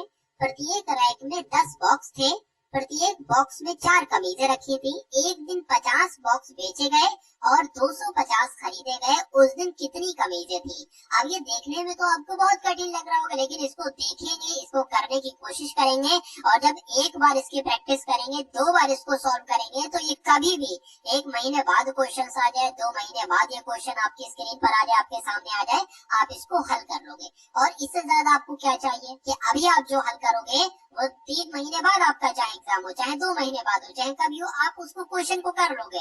मैं आपको इस तरीके से आपको समझा दूंगा। देखिए अब अगर मैं आपसे ये कहूँ, क्या मैं आपसे ये कहूँ, मान लीजिए 54 अलमारियां हैं और हर एक अलमारी में, ठीक है ना, 54 अलमारियां हैं और हर एक अलमारी में 10 रैक बने हुए, जैसे मान लीजिए ये एक अलमारी है ना, और 10 रैक ऐसे करके बने, 1 2 3 4 5 6 7 8 9 10 ऐसे करके रैक बने हुए हैं और हर एक रैक में 4 शीटें रखी हुई हैं। तो मैं यही तो कहूंगा कि, और मैं आपसे ये पूछूं कि बताइए टोटल शर्ट्स कितनी है, तो 54 अलमारियां हैं, 10 रैक बने हुए हैं, ठीक है, और हर रैक में 4 शर्टें हैं, तो कुल मिला के शर्टें कितनी होंगी, शर्टें इतनी होंगी साथियों। इसको गुणा कर दोगे शर्टें इतनी होंगी। तो यही काम तो यहाँ पर कहा गया है। यहाँ पर हम लोग लिख लेते हैं 54 अलमारियां हैं, तो साथियों 54 अलमारियां हो गई। अब 54 अलमारी में से साथियों प्रत्येक अलमारी में 28 रैक है, तो ये 28 रैक हो गए। प्रत्येक रैक में 10 बॉक्स है, तो साथियों 10 बॉक्स हो गए। अब ये पता क्या निकल कर आएगी, ये बॉक्सों की संख्या निकल कर आएगी इतनी, ठीक है ना, और प्रत्येक बॉक्स में 4 कमीजें हैं, तो ये साथियों कमीजें निकल कर आ जाएंगी। अब यहाँ पर अगर बात करें, पूछा जाए टोटल कितनी कमीजें हैं, तो इन सब की गुणा करा लो साथियों, आपको कमीजों की संख्या मालूम पड़ जाएगी, कमीजों की संख्या मालूम पड़ जाएगी। अब यहाँ पर अगर बात करते, देखिए 500 बॉक्स बेचे गए और 250 खरीदे गए। अच्छा 500 बॉक्स में कमीजें कितनी होंगी, जब एक बॉक्स में 4 कमीजें हैं, तो 500 बॉक्स में साथियों 2000 कमीजें होंगी।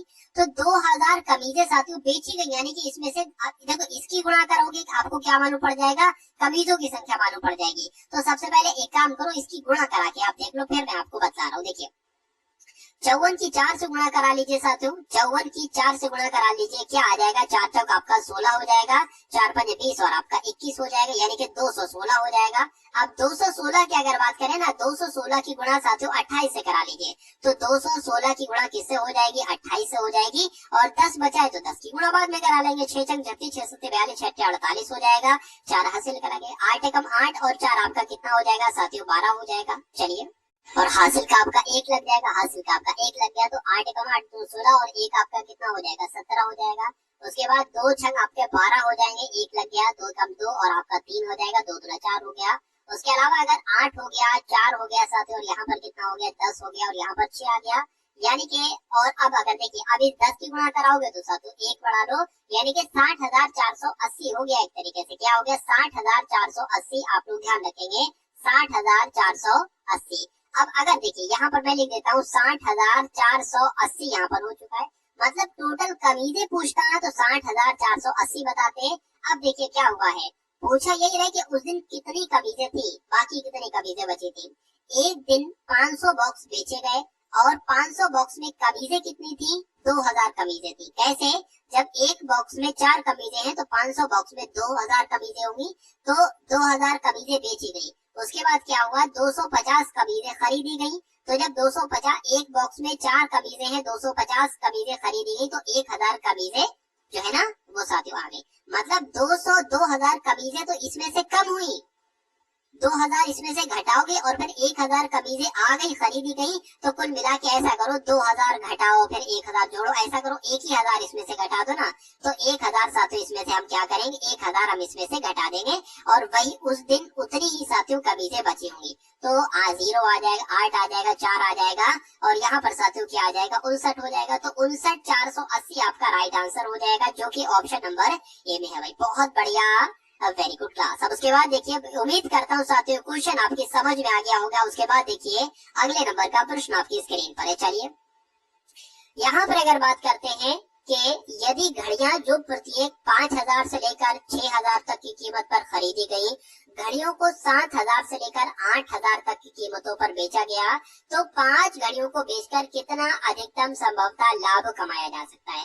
अब आपको देखने में ये भी सवाल कॉम्प्लिकेटेड लग रहा होगा, लेकिन इसको बहुत आसान बना दूंगा, पिछले वाले से भी आसान बना दूंगा। देखिए, अगर कभी भी आपसे इस टाइप का सवाल दिया जाए और कहा जाए कि कोई भी चीज है, घड़ियां है, कुछ भी है, मतलब इसको प्रत्येक को 5000 से लेकर 6000 तक की कीमत पर खरीदा गया, मतलब कहा जाए ना कि 5000 से 6000 तक की कमीज पर खरीदा गया, तो आप सबसे कम वाला देखो, आप ये ना देखो 6000 में उसको खरीदा गया ना, 5000 में कह रहे हैं ना, तो 5000 रुपए में हमने खरीदा है, हम 6000 नहीं मानेंगे। और कह रहे हैं कि घड़ियों को 7000 से लेकर 8000 तक की कीमतों में बेचा गया, तो अब 7000 ना देखो, आप ज्यादा से ज्यादा बेचने की कोशिश करो और कहो क्या कि 7000 ने भैया 8000 में बेचा गया होगा, यानी कि मैं कहूँ 5000 में खरीदा गया और 8000 में बेच दिया, यानी कि साफ साफ 3000 का प्रॉफिट हुआ है। यही पूछा आपसे जा रहा है, प्रॉफिट कितना हुआ है। तो एक पर तो हमें 3 का प्रॉफिट हुआ, लेकिन कह रहे हैं कि 5 घड़ियों को अगर बेचा जाए तो वो कितने की बिकेंगी, तो 5 घड़ियों को 5 से गुणा कर दो तो क्या हो जाएगा, 15000 का प्रॉफिट हो जाएगा। तो कुल मिला के राइट आंसर आपका जो जाएगा वो 15000 के साथ जाएगा साथियों। ऑप्शन आपका जाएगा ऑप्शन नंबर बी के साथ में। बहुत बढ़िया, वेरी गुड क्लास। उसके बाद देखिए अगले नंबर का प्रश्न आपकी स्क्रीन पर, बताइए क्या कहा जा रहा है साथियों। यहाँ पर बहुत ध्यान से आपको देखना है, प्रश्न को पढ़िए और साथियों देखिए क्या हो सकता है कि दो पात्रों में अम्ल और पानी, दो पात्र है उसमें अम्ल और पानी के मिश्रण है, उनका अनुपात जो है साथियों वो 3:5 है और 7:3 है, यानी कि जो एक पात्र है ना, एक पात्र उसमें अम्ल और पानी है और अम्ल और पानी का अनुपात 3:5 है। जो दूसरा पात्र है उसमें अम्ल और पानी का अनुपात 7:3 है। इतनी बात आपको समझ में आ गई है, पूरा खेल इसमें समझ पड़िए।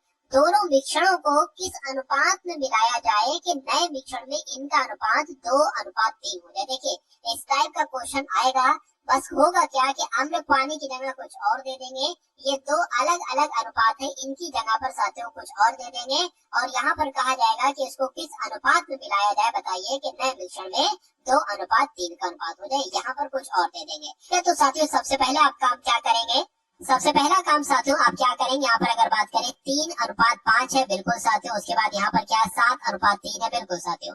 अब यहाँ पर अगर बात करते हैं साथियों, आप क्या करेंगे, आप लिख लेंगे साथियों अम्ल, आप लिख लेंगे साथियों अम्ल, ठीक है ना, और आप लिख लेंगे साथियों पानी।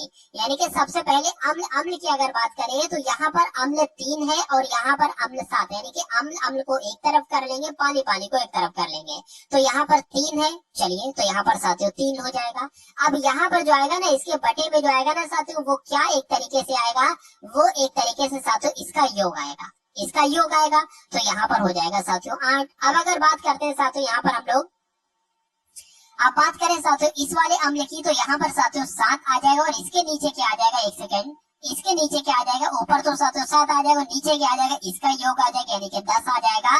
तो ये तो अम्ल हो गया। पानी की अगर बात करें तो 5 यहाँ पर आ जाएगा ये वाला और इसका टोटल आ जाएगा, यानी कि 8 आ जाएगा। उसी प्रकार यहाँ पर 3 आ जाएगा साथियों और यहाँ पर क्या आ जाएगा, 10 आ जाएगा, इसका टोटल आ जाएगा। तो ये बात आपको समझ में आ गई होगी। अब अगर देखिए यहाँ पर अगर बात करते हैं साथियों, क्या यहाँ पर साथियों अब अगर बात करें कि यहाँ पर दोनों मिश्रणों को किस अनुपात में मिलाया जाए कि ताकि नए मिश्रण में इनका अनुपात 2:3 हो जाए, ये आपसे कहा गया है। तो अम्ल कितना है, 2 है, तो यहाँ पर साथियों 2 लिख लेंगे। अम्ल कितना है, 2 है, ये 2 लिख लेंगे और इनका टोटल कितना है साथियों 5 है, तो 5 लिख लेंगे। उसी प्रकार से अब यहाँ पर पानी की बात आई है, 3 है पानी, तो पानी 3 हो जाएगा साथियों और दोनों का टोटल कितना हो जाएगा, 5 हो जाएगा। अब एक काम साथियों ये कीजिए कि इनकी एक तरीके से कैलकुलेशन आप करा लीजिए, क्या हो जाएगा कि इनका डिफरेंस एक तरीके से निकाल लीजिए, क्या हो जाएगा। तो 3/8 माइनस 2/5 जब आप करोगे साथियों तो 1/40 आपके पास आएगा, ये कैलकुलेट करके आप देख लेना। उसी उसी प्रकार 7/10 का डिफरेंस 7/10 माइनस 2/5 आप करोगे तो आपके पास क्या आ जाएगा, 3/10 आ जाएगा साथियों। समय ज्यादा ना जाया करने के लिए, जगह भी थोड़ी सी कम है तो इसलिए साथियों पहले से मैंने एक बार कर लिया था।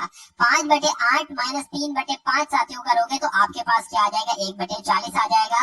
और 3/10 माइनस 3/5 करोगे साथियों तो क्या आ जाएगा, 3/10 यहाँ पर कुल मिला के इतनी जानकारी आपको साथियों हो चुकी, इतनी चीजें आपके सामने आ चुकी, ये आपके सामने आ चुकी है। चलिए तो यहाँ पर साथियों जब हम बात करते हैं कि अब ऐसा क्या होगा, देखिए 3/10 3/10 1/40, 3/10 1/40। तो अगर साथियों इसको हम कैलकुलेट करते हैं, इसको अगर हम कैलकुलेट करते हैं साथियों,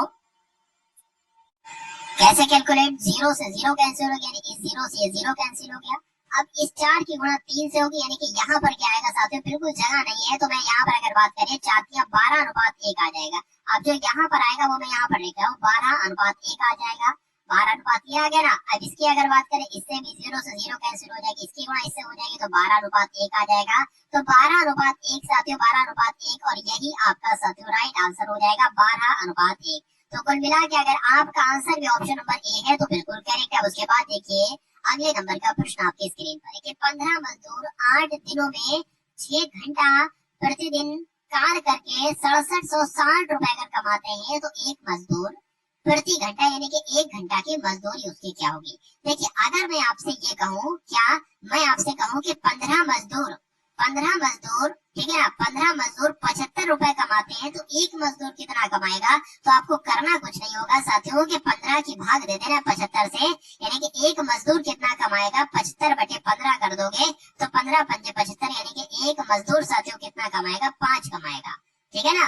उसी प्रकार अगर मैं आपसे कहूँ कि 8 दिनों में क्या 8 दिनों में मान लीजिए साथियों 5000 रुपए कमाए जाते हैं तो एक दिन में कितना कमाया जाएगा, तो एक दिन में कितने रुपए कमाए जाएंगे साथियों, तो 5000/8 कर दोगे। ये मैं क्यों आपको बता रहा हूँ, देखिए साथियों क्यों मैं आपको बता रहा हूँ। यहाँ पर लिखा हुआ 15 मजदूर, तो 15 मजदूर गुणा 8 दिनों में गुणा 6 घंटे में प्रतिदिन कार्य करके, ठीक है ना, प्रतिदिन कार्य करके साथियों कितने कमाते हैं, 6760 रुपए कमाते हैं।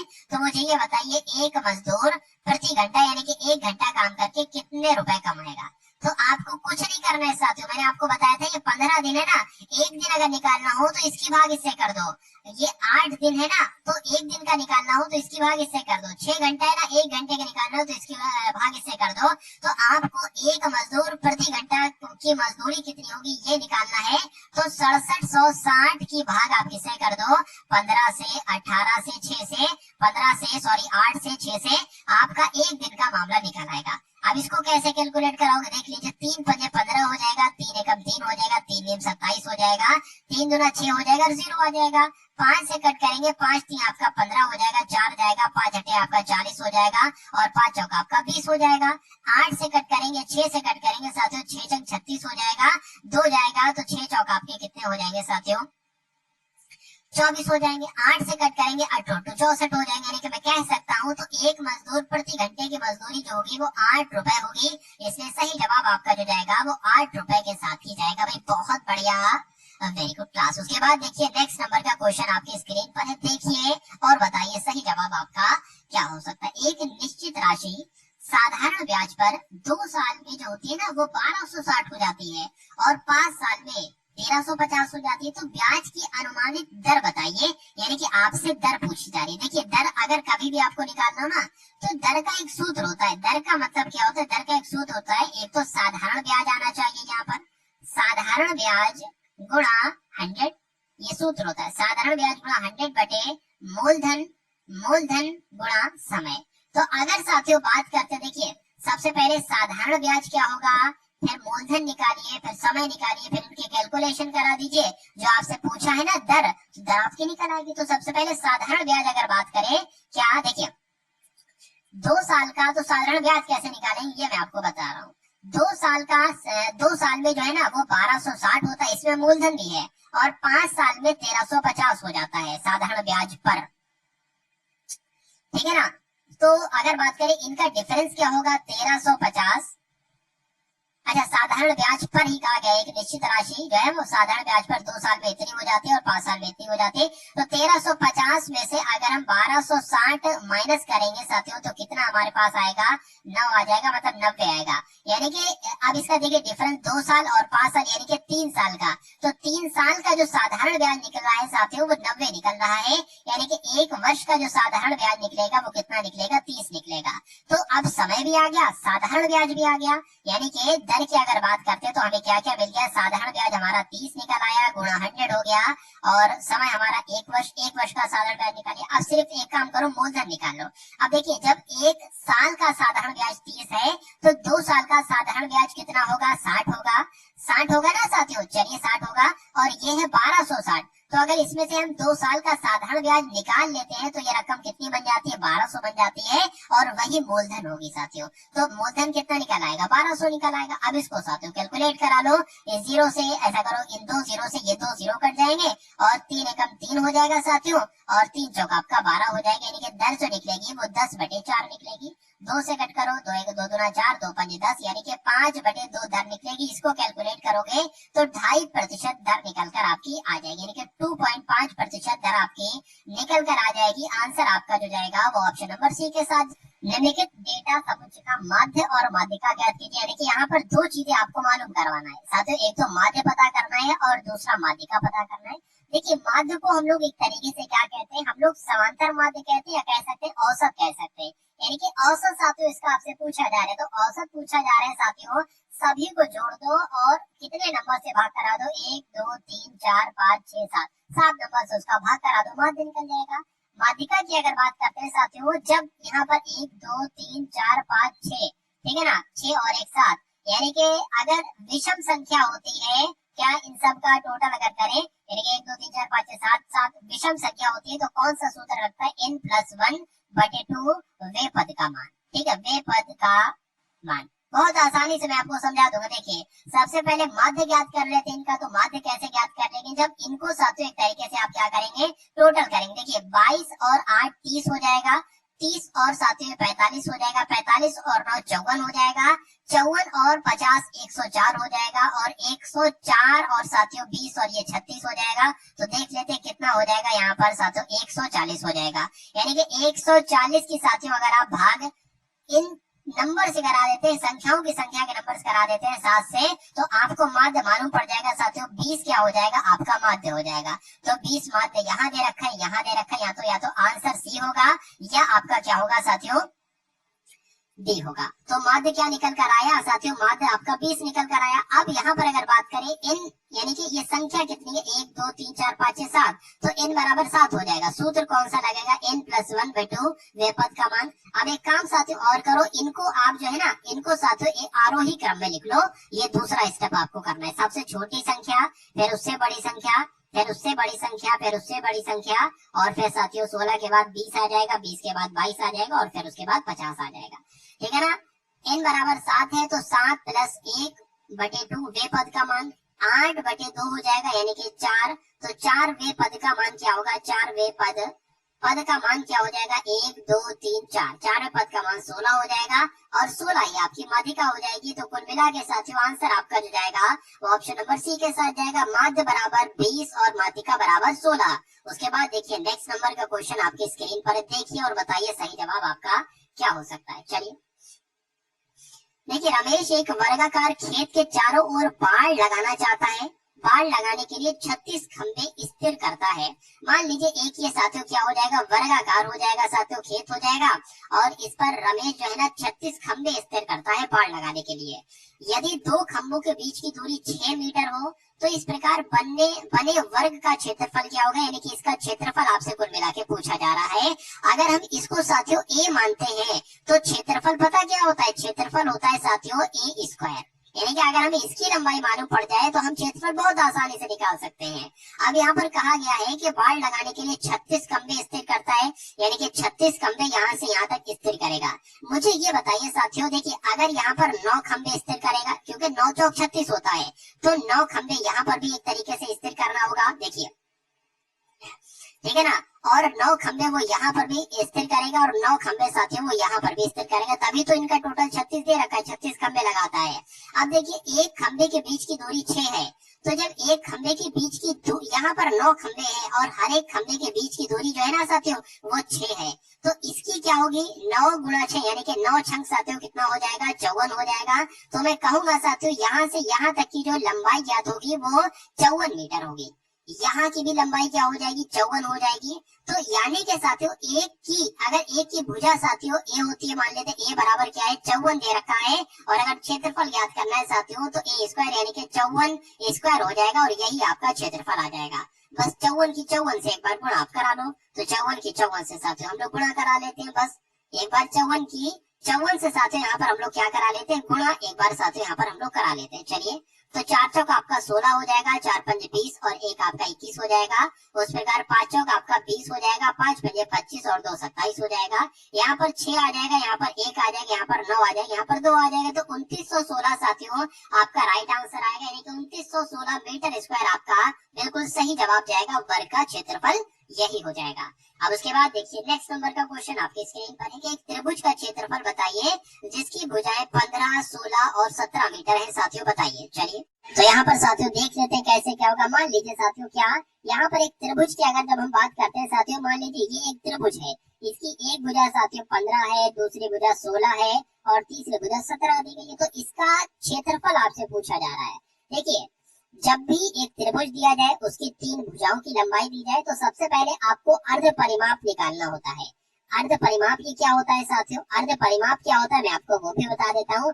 अर्ध परिमाप कैसे निकलता है साथियों, देखिए अगर परिमाप आपसे कहेगा तो आप ऐसे निकाल दोगे a प्लस बी प्लस सी, ए क्या हो जाएगा 15, बी 16 हो जाएगा, सी 17 हो जाएगा, तो ये तो परिमाप हो जाएगा। लेकिन अर्ध परिमाप कहेगा तो भाग कर दोगे उनको 2 से, वो आपका अर्ध परिमाप हो जाएगा, यानी कि 15, 16, 31 हो जाएगा और 31 साथियों 17, 48 हो जाएगा। तो 48/2 यहाँ पर आ जाएगा, बोले तो साथियों कितना आ जाएगा 24 आ जाएगा, यानी कि अर्ध परिमाप जो आपका निकलता है वो 24 निकलता है। अब इसका क्षेत्रफल का, त्रिभुज का क्षेत्रफल का जो सूत्र है ना वो भी मैं आपको बता देता हूँ। त्रिभुज का क्षेत्रफल का जो साथियों सूत्र है वो भी मैं आपको बता देता हूँ। देखिए ये अर्ध परिमाप की अगर बात करें ना इसको हम एस से डिनोट करते हैं, किससे, एस से डिनोट करते हैं। अब देखिए अब अगर बात करें इसका सूत्र क्या होता है तो अंडर रूट में साथियों एस, एस माइनस ए, एस, एस माइनस बी और एस माइनस सी। चलिए एस क्या है अर्ध परिमाप है, अर्ध परिमाप क्या है 24 है, ए क्या है आपको पता है 15 है, बी क्या है 16 है और सी क्या है 17 है। तो अंडर रूट में साथियों हम लोग यहाँ पर लिख सकते हैं 24, यानी कि एस की वैल्यू क्या है 24 है, और एस माइनस ए क्या है यानी कि 24 माइनस 15 कितना हो जाएगा 9 हो जाएगा, तो यहाँ पर 9 आ जाएगा। एस माइनस बी यानी कि 24 माइनस 16 हो जाएगा, तो जब 24 माइनस 16 करेंगे साथियों कितना आ जाएगा 8 आ जाएगा, और एस माइनस से यानी कि 24 माइनस 17 करेंगे तो साथियों कितना आ जाएगा, एक तरीके से 4 उधर 3 इधर, तो साथियों 7 आ जाएगा, ये आ जाएगा। तो बस आपको इसको कैलकुलेट कराना है, आंसर आपका आपके सामने आ जाएगा। तो 7 अट्ठे कितना हो जाएंगे साथियों, एक तरीके से 56 हो जाएंगे, 7 अट्ठे 56 हो जाएंगे। और 24 की 9 से गुणा करा लो एक बार, 24 की 9 से गुणा करा लेते हैं साथियों। 24 की गुणा किससे करा लेते हैं, 9 से करा लेते हैं। अच्छा एक काम और करिए, देखिए यहाँ पर अगर बात करें अंडर रूट में 24 हमने लिखा गुणा, ठीक है ना। 24 लिखने के बाद साथियों आप एक काम कर सकते हो, वो काम क्या है साथियों, यहाँ पर अगर बात करते हैं यहाँ पर साथियों 9 अट्ठे लिखा है, तो 9 अट्ठे कितने होते हैं, 9 अट्ठे 72 होते हैं। और 72 को पता हम क्या लिख सकते हैं, 24 तिया लिख सकते हैं, तो 24 गुणा 3 हो जाएगा। तो यहाँ पर अगर हम 24 लिखेंगे ना तो पता हमारा क्या फायदा होगा, मैं आपको बता देता हूँ साथियों। वो भी 24 गुणा 3 कहाँ किस लिए लिखा, 9 अट्ठे 72 की जगह लिखा, और 7 लिखा हुआ है 7 लिख दिया। अब देखिए अंडर रूट में 24 है ना, तो एक 24 आपका पूरा निकल आएगा। अब बचेगा क्या, 3 सत्ते 21 और 21 आपका अंडर रूट में ही रहेगा, यानी कि 24 अंडर रूट 21 कहाँ पर लिखा हुआ है, तो 24 अंडर रूट 21 साथियों ऑप्शन नंबर सी में लिखा हुआ है। तो यही आपका बिल्कुल सही और सटीक जवाब हो जाता है भाई, बहुत बढ़िया, वेरी गुड क्लास। अब उसके बाद देखिए अगले नंबर का साथियों प्रश्न आपकी स्क्रीन पर है, देखिए और बताइए सही जवाब यहाँ पर आपका क्या हो सकता है, बताइए भाई। चलिए साथियों अगर आपने इस वीडियो को लाइक न किया हो तो तुरंत वीडियो को लाइक कर दीजिए। देखिए 6 धनात्मक संख्याओं का औसत 145 है, तो 6 संख्याओं का जो औसत दे रखा है साथियों वो कितना दे रखा है, वो 145 दे रखा है। तो मैं कह सकता हूँ साथियों 6 संख्याओं का कुल योग कितना हो जाएगा, 145 की गुणा 6 से करा लो, 6 पंजे आपका 30 हो जाएगा, 6 चौक आपका 24 हो जाएगा, और 24 और 3 27 हो जाएगा, 6 कम 6 और 2 आपका 8 हो जाएगा, यानी कि 870 साथियों यहाँ पर आपका बहुत आराम से आ जाएगा। क्या आ जाएगा? 870 आ जाएगा। अब यहाँ पर कहा गया है कि इन संख्याओं में सबसे बड़ी संख्या, सबसे बड़ी और सबसे छोटी संख्या के बीच का अंतर जो है ना वो 30 है। तो इन संख्याओं में सबसे बड़ी संख्या साथियों क्या हो सकती है, ये आपसे पूछी जा रही है, बताइए। यानी कि सबसे बड़ी संख्या, यानी कि इन संख्याओं में सबसे बड़ी संख्या और सबसे छोटी संख्या के बीच अंतर 30 का है। तो मान लेते हैं साथियों पहली संख्या आपकी क्या हो जाएगी, x हो जाएगी मान लीजिए, और सबसे बड़ी संख्या क्या हो जाएगी, 30 हो जाएगी। x प्लस 30 हो जाएगी, क्योंकि छोटी संख्या और बड़ी संख्या में 30 का अंतर है तो इसमें भी 30 का अंतर है। अब कितनी संख्या है, 6। तो मान लेते हैं पहली संख्या x है, दूसरी भी संख्या भी x है, तीसरी भी संख्या x है, और चौथी भी संख्या x है, और पांचवी भी संख्या साथियों x है। ठीक है ना। तो कुल मिला के एक संख्या, दो संख्या, तीन संख्या, चार संख्या, पांच संख्या, ठीक है ना, और 6 संख्या। ठीक है ना, यह बात आपको समझ में आ गई। और कुल मिला के इन 6 संख्याओं का योगफल जो निकला है वो 870 निकला है, 870 हो जाएगा। अब कितनी बार x है, तो 2 3 4 5 6, यानी कि 6x प्लस 30 बराबर 870 है। और जब 30 यहाँ से माइनस होगा तो 840 बच जाएगा। तो 6x बराबर क्या हो जाएगा, 840 हो जाएगा। और x बराबर क्या हो जाएगा, 840 बटे 6 हो जाएगा। यानी कि 6 कम 6 आ जाएगा, x बराबर क्या आ जाएगा, 6 कम 6 आ जाएगा, 2 चला जाएगा और 6 चौक आपका 24 आ जाएगा। तो x बराबर आपका जो निकलेगा वो कितना निकलेगा साथियों, वो निकलेगा आपका 14। अरे भाई कितना साथियों, देखिए एक सेकेंड, 6 नीचे आ गया था, 0 भी तो है ये, 6 कम 6 हो जाएगा, 2 जाएगा 24 हो जाएगा, 6 चौक आपका कितना हो जाएगा, 24 हो जाएगा, और 0 लगाए साथियों, 0 आ जाएगा। यानी कि 140 की अगर बात करते हैं साथियों, सबसे बड़ी संख्या क्या हो जाएगी, 100। देखिए x का मान आपका निकलेगा 140, ठीक है ना। x का मान कितना निकला, 140 निकला यहाँ पर। अच्छा पूछा क्या गया है कि सबसे छोटी संख्या पूछी गई, क्या पूछेगी, इन संख्याओं में सबसे बड़ी संख्या पूछी गई। लेकिन सबसे छोटी संख्या थी 140 और सबसे बड़ी संख्या 130 का, मतलब 30 बढ़ा देना है आपको, क्योंकि छोटी संख्या बड़ी संख्या में 30 का अंतर है। तो जब इसमें 30 बढ़ाएंगे साथियों तो कितना हो जाएगा, 170 हो जाएगा। और 170 आपका साथियों राइट आंसर हो जाता है। भाई बहुत बढ़िया, वेरी गुड क्लास। अब उसके बाद देखिए अगले नंबर का साथियों प्रश्न आपकी स्क्रीन पर है, देखिए और बताइए साथियों सही जवाब आपका क्या हो सकता है। यहाँ पर अगर बात करते हैं ना साथियों के एक वस्तु के लिए लाभ जो है ना, ये क्रय मूल्य का 190% है। यदि क्रय मूल्य को 10% बढ़ा दिया जाता है किंतु विक्रय मूल्य को समान रखा जाता है, तब लाभ जो है ना ये विक्रय मूल्य का लगभग कितना होगा बताने की कोशिश कीजिए। देखिए अगर मान लेते हैं साथियों ये आपका क्रय मूल्य है, ये आपका प्रॉफिट यानी कि लाभ है, और ये आपका विक्रय मूल्य यानी कि सेलिंग प्राइस है। कहा गया है कि वस्तु के लिए लाभ जो है ना ये क्रय मूल्य का 190% है। अगर क्रय मूल्य 100 है तो लाभ कितना है, 190 यहाँ पर बताया गया। तो जो बताया जा रहा है वो हम रख लेते हैं। मतलब 100 रुपए की लाया था, 190 रुपए प्रॉफिट लिया, तो कितने रुपए की वो बेचेगा, 290 रुपए की वो बेचेगा। चलिए उसके बाद कहा गया कि यदि क्रय मूल्य को 10% बढ़ा दिया जाता है, यानी कि 100 क्रय मूल्य है, 10% बढ़ाएंगे तो 110 हो जाएगा। चलिए उसके बाद कहा गया है किंतु विक्रय मूल्य को समान रखा जाता है, यानी कि जो पहले विक्रय मूल्य था ना वही साथियों विक्रय मूल्य रखेंगे। तो यहाँ पर साथियों जब हम बात करते हैं, देखिए कोई वस्तु 110 रुपए में हम खरीद रहे हैं और 290 रुपए में उसको हम बेच रहे हैं, तो प्रॉफिट हमें कितना होगा साथियों, प्रॉफिट हमें 180 का होगा। तो 180 हमने यहाँ पर लिख दिया, ठीक है ना। यानी कि खरीद रहे हैं 110 का, प्रॉफिट हम उस पर ले रहे हैं 180 का, उसको बेच रहे हैं 290 का। तो कहा जा रहा है कि लाभ बताइए, और लाभ भी आपको क्रय मूल्य पर नहीं बताना है, लाभ आपको विक्रय मूल्य पर बताना है, यानी कि बटे में विक्रय मूल्य आना चाहिए। वैसे नॉर्मली तो लाभ 180 का हुआ, तो लाभ प्रतिशत में निकालने के लिए गुणा 100 कर देंगे और बटे क्रय मूल्य अब नहीं आए, क्योंकि विक्रय मूल्य पर निकालना है ना, तो विक्रय मूल्य आ जाएगा, यानी कि 290 यहाँ पर आ जाएगा। अब इस 0 से साथियों ये 0 मान लीजिए आपका कट जाएगा, ठीक है ना। अब 1800 यहाँ पर आया, ये 0 जोड़ के 1800 और 29 की भाग आपको देना है। तो 29 की भाग किसके देना है साथियों, 29 की भाग मैं यहाँ पर दे देता हूँ 1800 से, एक सेकंड रुकिए, देखिए 29 की भाग मैं साथियों दे देता हूँ किससे, 1800 से मैं यहाँ पर दे देता हूँ। अब अगर बात करें, देखिए 3 छंग 18 होते हैं ना, तो 29 छंग तो 180 से कम होंगे, तो 29 छंग अगर बात करें कितने हो जाएंगे, 6 नीम कितने हो जाएंगे साथियों, 54 हो जाएंगे। 54 का आपका 4 आ जाएगा, 5 लग जाएगा, 6 दूना 12 हो जाएगा, और साथियों 17 हो जाएगा। तो 129 छंग 174 हो जाएंगे। यहाँ पर साथियों 10 में से 4 जाएगा, 6 बचेगा, 17 में से ये कितना है साथियों, अच्छा 17 में से 17 जाएगा, कुछ नहीं बचेगा, जीरो जो बचा है वो जीरो लिख दिया जाएगा। 29 दूना कितने हो जाएंगे साथियों, 29 दूना आपके साथियों 58 हो जाएंगे।